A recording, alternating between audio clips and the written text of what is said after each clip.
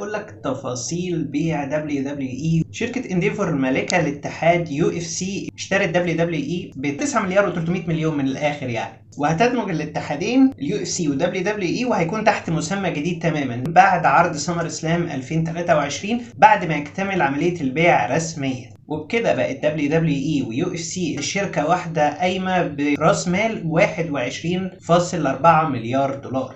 فينس ماكمان لسه رئيس ل WWE، ودانا وايت لسه رئيس ل UFC، لكن مجموعة انديفور هي استحوذت على 51% من اتحاد WWE، وال 49% هي فينس ماكمان، وباقي مستثمرين فينس ماكمان بيمتلك من ال 49% 18% بس، بمعنى ان ممكن شركة انديفور تمشي فينس ماكمان من الادارة عادي جدا. لو هم مش شايفين ان هو يصلح الى الادارة ممكن تحط تريبل اتش عادي جدا. كده خلاص فينس ماكمان ما بقاش له اي سلطة في WWE رسميا، غير ان هو حاليا يشغل رئيس مجلس الاداره.